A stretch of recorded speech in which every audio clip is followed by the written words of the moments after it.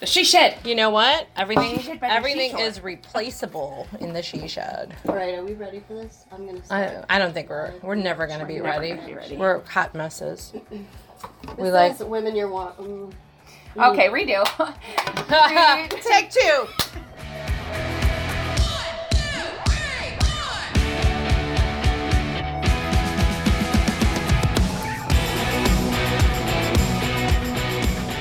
Welcome to episode 3. I'm Gina Tremarco. And I'm Rachel Tipton. And we have a guest today. Hey, introduce yourself. I'm Katelyn, owner of Katelyn Scott Boudoir and Cali Clicks Photography. Awesome photographer. We love her. She's done my headshots. I have done your headshots. And my theater performers headshots. And I'm about to do some No. Some of it's a secret as a gift. But she's going to shoot my wedding. I thought she was doing your headshots for this show. Oh, headshots. Yeah. Panic! Go with me. Just listen. You took improv. Just listen. Yes. Let me finish what I'm saying before you freak out. Yes, and. Okay, so on this episode, every episode we have a theme, and we're talking about business, but we're also talking about being women and being women in business, but though they merge in our life hacks and everything that we deal with. And so today's theme, and by the way, by the time you hear this, it is November 6, 2018, even though these will be evergreen. It is voting day. Voting day! And it's a big pivotal day, and there's a lot of women running for offices, so that's awesome. But what today is about is your image. How do you show up in business? And how do you show up in life? Just sweating. And the three of us are just, some of us are sweating, some of us are hot messes. Satan's light over here. I mean, we can turn off the light. Let me go Schmitz. Are you leaving? We're in the middle of a show. Schmitzing. No. Dab. Okay. Never wipe. Just dab. So the beauty of this show is we're probably not going to edit it the way I edit the Pivotal Leader, which is totally professional. This is us raw and authentic. So today's topic is image. How do you show up in business? How do you show up in your life? And we thought it'd be great to have Katelyn on because she's half naked Because now. I'm the picture of the ideal image. Just kidding. So we are talking about how do you show up, and we're now starting to think that we should really record our breakfast meeting. Absolutely. Because that's really where the content comes in. But last night what I did was I went on and did a little bit of research. I sent you guys this article like at 2 a.m. or something on the history of the ideal woman and where that has left us. And it's really interesting when we think about body image. Yes. In general, and how we show up. And we're all guilty of it too as women. Like, even when I walked into breakfast this morning, I knew she was going to be like dressed to the nines, right? Yeah. Like, because I knew she was going to do some headshots, and I was like, oh God, she looks so good. The cute little blonde. I don't have lipstick on. And we instantly Her hair is perfect. curled. She's got the most amazing red lips. Yeah. Beautiful eyelashes. And both of us were like, well, okay, we're here for Well, first of all, I don't put on lipstick before I eat. Oh, okay. You need some stay fast then. You need some The some kind stain. doesn't come off. Some lip stain. Yeah. All right. Well, I guess that's lesson number 2 after sticking your finger in your mouth to keep lipstick off your teeth. Hey, if you To my defense, I did not want to put on makeup twice today. Fair. Yeah. And just so you know, we won't always be this pretty. No. For episodes. Hey, some days they may look like me. So you Schmitzing in the corner. you look pretty. Oh, girl. No, I mean, there are days when we are looking like... Oh, like that. No, but like seriously, Torah you from do the look floor? pretty, and that's the thing that we sometimes forget is that even when we don't, like, when we're in our most natural and authentic, that's sometimes when we do look the best. Hey, I'm all about that. I'm not anti-eyelashes because I'm wearing some right now. I know, I'm like And- having eyelash envy right now. Yeah, the FOMO And is so I real. also, like, sometimes get complimented when I have no makeup on, and that's when you go, oh my god, it's terrible. Yeah, because And people are seeing you for who you really are, and they still think you're beautiful, and you're going, how do I take that? Because that's not what Well, society you did says. that last week. You texted me and you're like, oh, warning, I don't look good, or I'm a hot mess. And I'm like, that sounds like negative self-talk going on. Oh, I was just, you're right. But I was just admitting openly that I'm coming. Hey, we're usually like rolling out from a workout or Yep. Normally, we yes. we don't always do this. So And that's right. That's good. That's so fair. we're gonna like keep you surprised. But getting back to the history of ideal women, it was interesting going through this article, and I'm not gonna go through the whole thing, but it's You like can post the link for that. I'll post Yes. the link for it. And if you have time, read it. It does take a little bit, but she sent this to me last night, and I immediately shared it because it is what every woman should hear, legitimately, and every man. It's a good read, and take your time and read it. It literally takes you through the history of women's imaging and bodies, and I know some of us already knew this kind of history, like back in the day in the Rubenesque era, which actually was an artist named Ruben. Right. Did not know that. Didn't Learned know that. I from learned this that from article. that. Yep. Rubenesque women that was a sign of your husband was wealthy and did well. So the fatter you were, the richer you were. And there's all kinds of interesting things in this article that go way back. I mean, like this body That figure. body. Okay, this picture, if anybody can see it. Okay, up there. Show You can Instagram. zoom That one, in, yeah. Instagram. Like that's how I look when I take my clothes off. Like that's how I feel. Newsflash, this is what most women look like. That's how I feel. Your boobs hang to your Yes. waist, and that weird thing down at your hip. It's not really a muffin top because it falls off of your. The muffin top happens when you cinch the pants down. This is what a muffin top looks like unmuffined. The wrapper's off. Yeah. Right here. This is Yeah. it. That's that. Right there. That's This is what every woman looks literally- like. Yeah, so that's how I feel. So I saw that and I was like, that's awesome. And then they talk about that era where they created corsets. And man. the purpose of creating corsets was to really suck in your waist, make your boobs look big, and make your hips look big. And so that And on wasn't top attractive. of that, they padded. So they cinched the waist, but then they padded the back. Yeah. So they used undergarments as a way to create a more of an hourglass figure, which ironically is sort of what's happening here, except the small part is her shoulders. Right? So it's still an hourglass figure, but that's what they were trying to create. But you had to be ultimately sucked in order to do that. And then they still added on the back. And that's back in the day when Yeah. booty was popular then. Like booty's coming back. I've heard the corset thing is coming back. Like it's a new trend. It the is. Corset bit. So they also have a picture of Kim waist training here, which don't ever do. It's terrible for you. I mean, it's one of the worst things that you can do. That brings up a good point of all of the, obviously I have been a dancer since age 5, and I bring the perspective of the other side of women who spend endless amounts of time in the gym, like trying to be as fit or as skinny, whatever word you want to use as possible. And, like, that's just one of a million things that women do to damage themselves because they want to look like whatever it is, Photoshop nonsense on social media.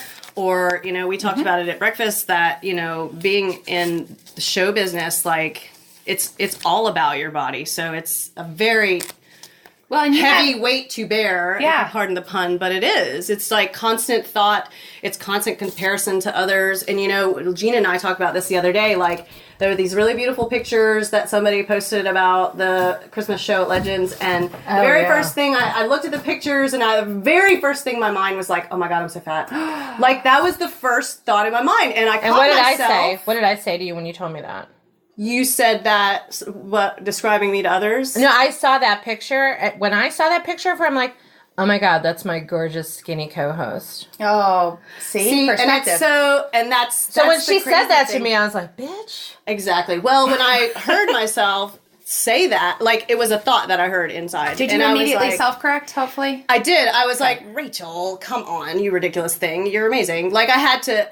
It's taken me a long, long time because, part of my story is just battling eating disorders since I was young. Well, that's a good segue. So I want to segue into that in this article. It says the rise of the 1920s flapper reflected this shift toward the Western world desiring a more slim physique.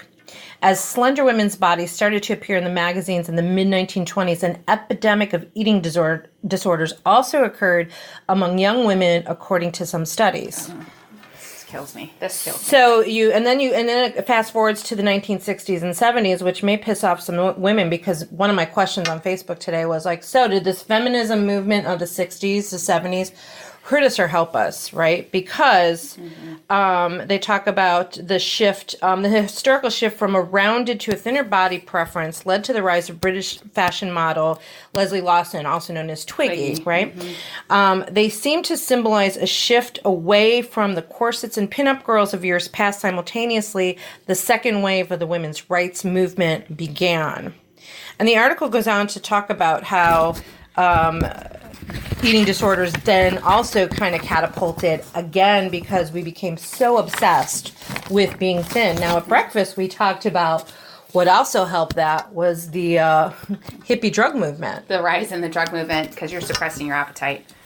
Ultimately. And you were able to maintain that. So I don't know who started the flapper dress or the Twiggy thing, but screw you. So here's my question on this. Exactly. I'm like, screw you. You know what? I want to go back to the Renaissance. Nobody looks good in a flapper dress unless you're a size 1.5. Or Right? a Like 0. you would look amazing in a flapper dress. You put it on me and people will be like, where's the car wash? Right. Like, what are we doing? You know what I mean? She Like, might not even be thin enough for a flapper dress because they're like, you have to be really thin. You can't have any curves. Yeah, and I mean, the bottom line is that, and I used to be in fitness too, as you know, Gino was my coach while I was a fitness trainer. Like, anything's achievable if that's your goal. Like, if you want to be a certain body type, you can get there mostly if you work hard enough, but yet you can't get to be what you're not. That doesn't make sense, but it goes into that story I was telling at breakfast. So, I was working in a show. I was so proud of myself. This was after years of battling eating disorders, like just doing horrible things to my body and just being covert and just crazy stuff. Every diet pill on the planet, yada yada. I finally had enough therapy, like, to be happy about my body, and This was is such a good story. And I was super fit. Like, my hairdresser at the time, I remember her sitting in the back of the theater and going, "Oh my God, your abs are like ripped, 6-pack. I can see them from the back of the theater." I was really feeling good about myself. Well, the producer brought me in the office one day, and I pretty much thought that he was going to tell me to stop being such a bitch, because I was pretty much being a bitch. And but instead, he sat me down and said, he literally said, "I need you to lose 15 pounds in the next 2 weeks, and my suggestion to you is quit going to the gym and smoke more cigarettes, because that'll help you achieve that."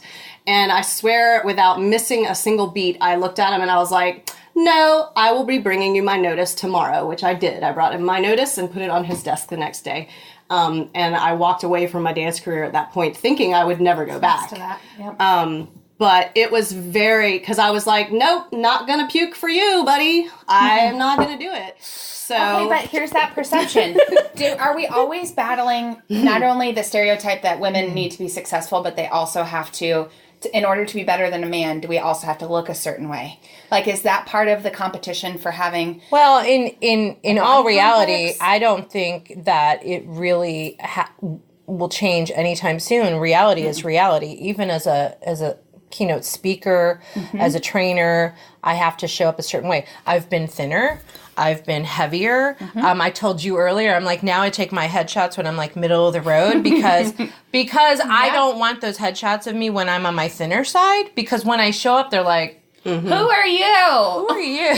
What happened? And you're like, nothing happened. well, I'm so fabulous. do we want to be? Do women in general judge ourselves because we want to be more desirable to men, or to, you know, if you're in a same-sex kind of relationship, or you want to be desirable to the other person, or do you want to fit in with the people around you? Like, what is the reason that we do that? I think like, it's a combination. I think men and women judge equally. I think there are women who will judge you from this perspective of like, "Oh, gorgeous skinny blonde bitch."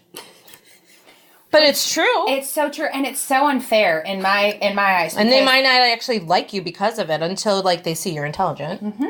It's like, it's almost like the perception that like skinny people can't have self-doubt and can't have... Right. That's totally unfair. Everybody has Skinny people lives matter too. Hashtag a little too soon. Hashtag we'll work on it. But Women your mother warned you about. hashtag Unfiltered. unfiltered, raw, and ready, right to the point. That made me sweat. It was so good. But it's true, though. I mean, honestly, I work with some really, really talented people in show business, and it's interesting to me that sometimes the most talented, or like the most beautiful and the most thin people that you see, or the most whatever, even the most successful in business, are sometimes they're super insecure. Mm-hmm. And if you compliment them, they're like, oh God. Yeah, they shrink. They pull back. I said to a girl the other day, I'm like, oh my God, you're just so talented and you're so beautiful. And she's like, oh my God, I just look so terrible. And I was like, but which is so sad. It doesn't have to be that way. No. You can empower other women. Well, there are people out there who will beat you down, and it could be part of your baggage from childhood, or or maybe from a bad marriage. You somewhere got beat up along the way that you lose. I mean, it's happened to me throughout my whole life where I can never please my mother or a boyfriend or sometimes a husband or whatever. Like, or just other people around me. And I told you this at breakfast too, that I had a coach who told me that sometimes I hide behind being a bitch or being funny. And I'm like, well, I own a comedy club, so... And that... The bitch part, let's talk about... Talk about that, yes. Let's talk about that. So you're calling me a bitch, why? Because I'm aggressive, because I'm assertive, because I'm loud, because I'm opinionated? Does that make me a bitch? Because if that were a man... And this is not a man-bashing show, because we do love men, but there is a difference there in how we are seen based on how our personalities are. And so if you're not 100% who you are authentically, you're just catering to what everybody else wants you to be. Well, and I just wrote a blog post on this. Society hands you a box as a little girl. They hand you a box that you're supposed to fit in. You're not supposed to be too loud. You're not supposed to take up too much space. God forbid you're any better than any of the boys, right? So this little tiny box, and that's what we're told that we have to fit our bodies into. Emotionally, spiritually, all of it. We don't know that you can order a bigger box. Like your box can be pink, or your box you can go to the post office and get a bigger box. We aren't taught that. And until you learn that, we spend our whole lives trying to be the cat that tries to sit in the little tiny box and the sides blow out. Like that's what we do our whole life. And so trying to fit within those. I was about to say you don't need a box. Right. You can not have a box. I mean, you could have a hula hoop. Yeah, I'm claustrophobic. I don't want a box. You could go commando your whole life. It doesn't matter. You don't need a box, but there are other sizes of boxes if that's what you want to do. And I think that's awesome. As women, we don't teach our girls that enough. And we were talking about this earlier. Women, when we look to business books and stuff, a lot of them are written by males, and that's just kind of been industry average right now. Until stuff like this, where you're going, look, we're powerful, we're independent, we're successful. We don't have a box, and that's okay. And it's being able to teach your little girls that and look up to people like you guys. So this is important, and this is why I think what you guys are doing is amazing. So. And I think thank you. And I think it's not just about women either, because we want men to be on the show, and we will have men as guests. My good friend Keith will be joining us at some point. His segment will be What Would Keith Say? He's going to chime in on that. But, there are also men who have traditionally, because they've been also given a box, they've been traditionally given that box that this is how I have to show up as a man. Masculine. And so they have a different persona, that they have a mask on, and they're not showing up exactly who they are. Or they show up. I worked for a guy who, on the surface, you thought he was the most amazing person in the community, and you get behind closed doors with him, and he was a scumbag and truly didn't care about people. But he did a great job of showing up that way in the community. Mm-hmm. A lot of people do that, though. It's the armor that we put on. Brene Brown talks about this all the time. You walk into the world and you put your armor on, and like she says, armor is hard to put on. It takes a long time. It's heavy. When you get home, you don't want to take it off. When you're behind closed doors, you don't want to take it off. So you wear your armor all the time. Yeah. And again, you're not allowed to be authentic, because authentic is scary and vulnerable, and you're standing in your wilderness, and it's just like, holy cow, I can't be vulnerable, because then I don't fit into what my boss wants, what the people I'm leading want, all of that. It's scary to be vulnerable and authentic, and it's hard. Let's talk a little bit about, because of the work that you do with photography, and we've hit on it a little bit about like how I feel about my own headshots, and now I'm like, I'm just gonna have that middle of the road body weight headshot. Yeah. So I have room to lose weight or gain weight and be You still look you and authentically be you. okay. You were telling a story because you too, a lot of them, we're not going to name names, but you've done some work for people with their headshots, and you can decide if you want to talk about what industry. Yeah. Where they why don't you talk about Okay. kind of, you've got a barometer of like what you think is allowable, how long to wait on taking pictures. Right. So your brand, especially in today's day and age, is essentially you, and it doesn't matter what industry you're in. They always say, oh, your brand should be the identity of what your company is and blah, blah, blah. And yes, you should work for a company that honors your current identity. But here's the deal. You yourself are your walking brand. The way that you perceive yourself in person is always going to be shown, no matter what. Like, you can hide online all you want. You can show that you're a 42-year-old. We'll use real estate because this happens a lot. No offense, obviously. Yeah, right. But real estate is a great example. Do this side so they don't see that I have a We're going to tattoo. do the real estate photo. This side, you can't tell I have any tattoos. There you go. But I love my real estate agents. But here's the deal. A lot of the time, they're using a headshot that was done almost 20 years ago. Totally, I've met them sometimes, Oh my and gosh. I'm like, And you get there and you're like, Hi. hey, I'm here to see so-and-so. And they're going, oh, it's me. Yeah. And you're going, oh gosh, that's not at all who I saw online. Your identity is always going to be exposed. A headshot needs to be in line with the message that you're portraying across the board. So your website, your social media, your personal social media, your business, it all needs to be consistent and it all needs to be branded the same. So your LinkedIn headshot should be the same as your Facebook. That should be the same as your business.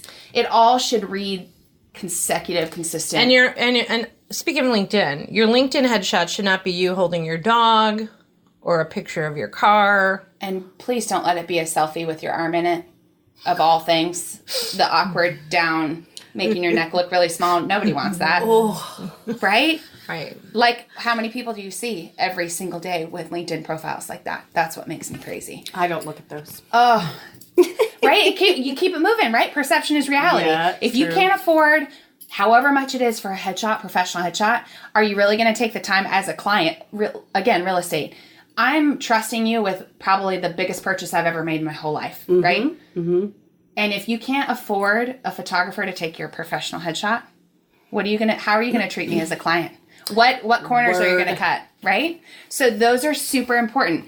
I say every about 2 years, if not more. You really should be doing photos every single year, depending on how you look, depending on your weight. For sure. The photo that I have right now was done by a really great photographer, and it's all over everywhere. It's a great headshot. It's a great headshot, but now I need a new one because it looks a little too conservative, and it's just not. It doesn't scream me anymore.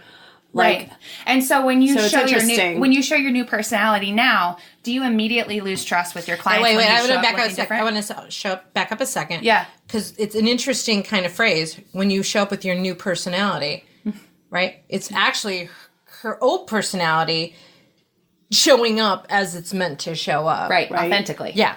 Sorry, I didn't mean to cut you No, off. but that's good. That's very good. And It's you're kind right. of like an interesting, like when we finally decide to show up and embrace who we are, Right. people are like, she's changed. Right. You actually You take the armor changed. off and you're authentic. And people go, what happened to you? And you're like, no, this is the bad bitch that I was this entire time. And I just had all this armor on. You know what I'm saying? Yeah, I guess. I mean, in terms of your question about how do people act when I show up and I'm different, I don't think it's that much different because I still show up with my clients and I am professional and I treat them with respect. And that's what I think that photo shows professionalism. Yeah. I just think it's a little stuffier than I really am. Yeah, Right. that's all. It's not So, showing you true I essence. think that maybe that it's the reverse, that they're like, oh, she's not as stuffy as she looked like she might be. Okay. We can get down there. That's good. Yeah. Oh, but that's true. I think people who wait 10 years, 20 years, they Yeah. immediately lose credibility. Because So, do you think people are afraid, like, to get a new headshot, or they think they're just cheap? Like, because I definitely, I think it's been too long, and it's been like a year that I did my headshot. I don't think it's a cheap thing. I think as women age, the whole being authentic, okay, let me back up. Because women who are older were raised in a household where mom to vacuum was in like a dress and heels, right? That was the perception. It was take care of dad, take care of the home, always look presentable, always be done, makeup on, blah, blah, blah. That's how they were raised. my generation wasn't raised like that. Like, we weren't raised that way. But their generation was. And so I think it's, in order to be successful, they have to look a certain way. And that means 10, 20 years ago. Interesting. So I think it's not necessarily, I think it's the fear of actually knowing what you look like and seeing yourself authentically. I think it's also, regardless of that demographic of our moms, as I age, right, you do start to get to a place of like, oh, look at the young pups coming up. Oh, the young girls are right behind me, and you start looking at yourself and questioning, like, am I still going to be marketable? Which is so weird, because that's living in scarcity is ultimately what's happening. Is like, you doubt your ability. And right. You not even doubt your ability, but you're like, my ability is entrenched with the way I look and how I present myself and the picture I put out to the world. When in reality, at this age and this time in your life, you're more valuable than you've ever been. In my 20s, I was a disaster. In my 30s, I was like mostly a disaster. And now in my 40s, I was a bit of a jack. Now that I'm 42, when you're 42, like I feel like since I turned 40, which most women fear.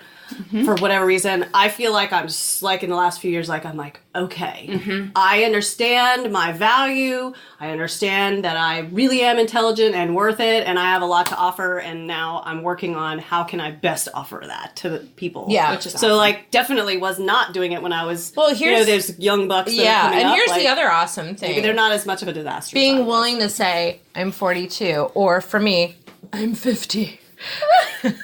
And fabulous. And old lady voice.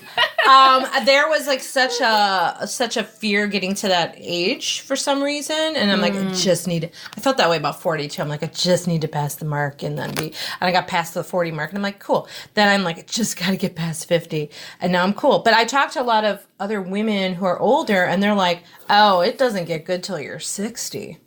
Right? Like, so awesome. We get better as we go. We're more valuable as we go. And the looks thing, well, I mean, I can't show up and do a keynote speak, like rolling out of bed, we right? don't wear your flip-flops and your tights, right? We talked about that. Nobody trusts I mean, you. I still got to like do my hair and put on makeup show up. Have you ever seen anybody in flip-flops and tights? Yes. Like tights that go over your feet? Yes. The ones that, like the tights Oh, that go over no. your feet. I'm thinking leggings like I'm wearing today. Like joggers. Okay. Yeah. I'm picturing like the flip-flop thing going in between your toes. Oh, God, I wouldn't even talk to you. Oh, my God. No, I was like, I wonder why she was so repulsed by that. Because I'm like, That's I like is the people, bad. and no offense to you, but I am offended if you wear like socks and Birkenstock kind of deal too. Oh, that's bad. I don't do that. But Okay, no, that would be, I would never get another speaking gig. Really? If you you wore might in Humboldt County. Like, that's their... If you wore socks and Birkenstocks? Oh, yeah, good. Because I was like, oh, did I offend you? No, you didn't offend anybody. No, I might get a speaking gig, but they wouldn't have money to pay me. Yeah. I mean... Okay. We It digress. might be a place where they're like recreational drugs or something. Yeah, want to hit? Oh my God. Okay, wait, I want to pull this paper back out for a second because this is the part that really struck me hard. Okay. When it goes into nearly a third of children aged 5 to 6 in the U.S. select an ideal body size that is thinner than their current size when given the option. And by 7, 1 in 4 children has engaged in some kind of dieting behavior. It goes on to talk about that there's body confidence issues in children as young as 3 to 5 years old. How is that possible? And this How hits is that close to home possible? because I just had this whole discussion. How is this possible? Really, Okay. So when you're 3 years old, right, what do you do when your mom's getting ready for a date? What are you doing? You're sitting on the bed, right, watching her put her makeup on. What's mom doing in the mirror?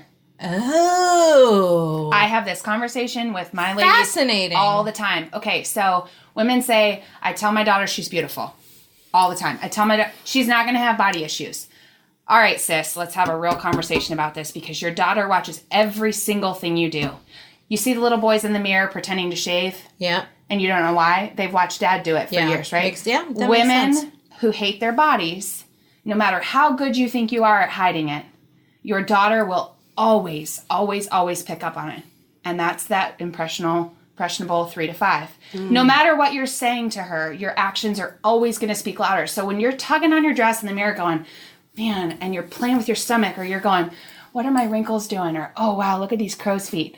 Your daughter's watching. So if you hate your body, your daughter sees it, and immediately she's going to have the same response to it. And I know that sucks, and it's not what people want to hear. It makes me want to vomit a little bit. Mm-hmm. But it's also a reality, too, in the business world. You take it back into business, and even if you have the utmost confidence in yourself no matter what, there's still someone out there judging you. Always. And making decisions whether or not to hire you. Yeah. Based on the way you look. Right. And that's what a little bit what we talked about in the last episode is like, I'm trying to teach my daughter because the do you think I'm fat question came up the other day too. And I put it on Facebook and I got the most interesting responses from people. But the way that I actually handled it, in case anybody's curious, is I said, absolutely, you're not fat. And if you're not feeling good about yourself right now, then what can we do to make you feel better? Do you want to get involved in some sort of sport? You know, what? And that led to a whole other conversation about why she actually said that. And it was more about belonging with her friends, like getting back in something with her friends.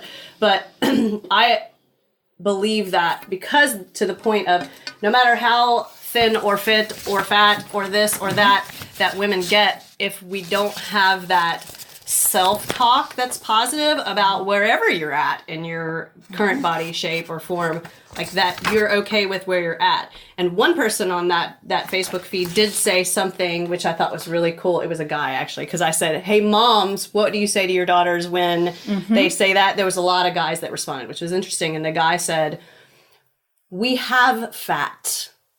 We have sometimes more fat, sometimes less fat. We are not fat. And it's just something that can be manipulated. I thought it was, and maybe I didn't say it exactly the way he did, but it was very interesting because we qualify ourselves like, oh my God, I'm so fat.